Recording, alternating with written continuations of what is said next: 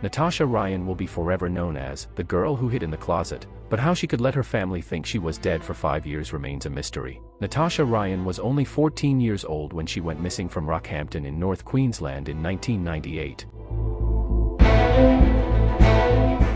Natasha's disappearance came around the same time as several girls and young women went missing in the Rockhampton area, leading police to investigate the possibility that Natasha had been the victim of a local serial killer. In a twist that even a crime writer wouldn't have dreamed up, Natasha Ryan was later found alive and well and even appeared at the 2003 trial of the very men accused of her murder. Natasha Ryan had run away with her 22-year-old boyfriend, hiding in a cupboard for 5 long years, letting her family think she was dead, just a mere 4 kilometers from where her family lived.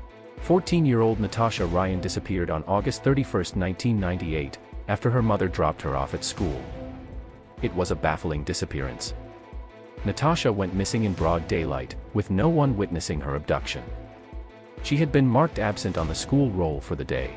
Straight away, Natasha's friends and family began their frantic search. Police and SES combed the area of Rockhampton looking for the little girl.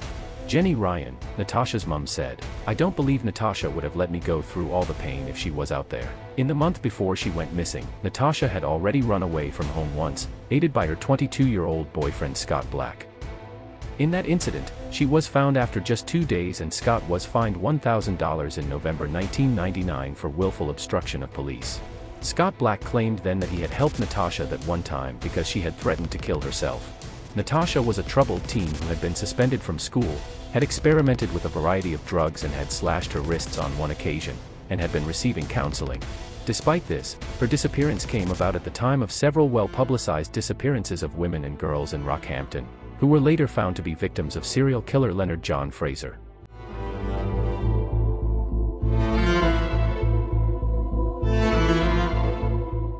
The 3 other local Rockhampton women, Beverly Lego, 36, Sylvia Benedetti, 19, and Julie Turning, 39. It was presumed Natasha was another victim. An extensive search was undertaken by police. Extensive areas of bushland were burned to aid the search, and more than 100 local state emergency service volunteers gave their time to help. When nothing turned up in the search for Natasha, police believed that she may have fallen victim to a serial killer in the Rockhampton area, with multiple women being abducted and found raped and murdered. Despite leaving no stone unturned, Natasha's family eventually accepted that she was dead and held a memorial service in Bundaberg, Queensland on what was Natasha's 17th birthday on May 9, 2001. Natasha's friends and family released balloons into the sky and mourned the young girl who never got to grow up. Leonard Fraser was known as the Rockhampton Rapist. For 22 years he raped and killed women, including the horrific rape of a terminally ill cancer patient, before finally being charged with 4 murders and was locked up for life in September 2000. Leonard Fraser was already serving the above life sentence for the abduction, rape, and murder of 9-year-old Kira Steinhardt when he confessed to an additional murder, that of Natasha Ryan. So both Natasha's family and the police force thought that Natasha was dead. Leonard Fraser died of a heart attack in 2006. The confession of Natasha Ryan's murder was believed to have been made in a deal with police to avoid the general population in jail. During the trial of Leonard Fraser for the murder of Natasha Ryan, police prosecutor Paul Rutledge announced that he was pleased to inform the court that Leonard was not guilty of Natasha's murder. It was a statement that sent shockwaves through Natasha's family. Police had been tipped off that Natasha Ryan was still alive and well in an anonymous note, believed to have been sent by a relative of Scott's. It read, "Natasha Ryan is alive and well. You can contact her on the phone number of the North Rockhampton home." It was then revealed that police had raided a house in North Rockhampton the night before, on April 10, 2003, and had found Natasha alive and well, hiding in a cupboard. Natasha had been living with her long-term boyfriend Scott Black since her disappearance. She was found just 4 kilometers from her family home. Natasha had been missing for 4 years and 8 months. Police prosecutor Terry Gardner produced documents to the court in 2006 showing the police spent $151,000 on the investigation into her murder. 20 days later, Natasha attended her murder trial to answer questions. She told the court she had never met Leonard Fraser and did not know the witness who stated she had been seen in his presence before she went missing. A jury eventually found Leonard guilty of the murders of Beverly Lego and Sylvia Benedetti and guilty of the manslaughter of Julie Turner. Leonard Fraser was 51 years old when he was sentenced to 3 indefinite prison terms on June 13, 2003, but he died from a heart attack on January 1, 2007. During the 5 years, Natasha Ryan was considered dead. Natasha had been living a secret life at her boyfriend's house.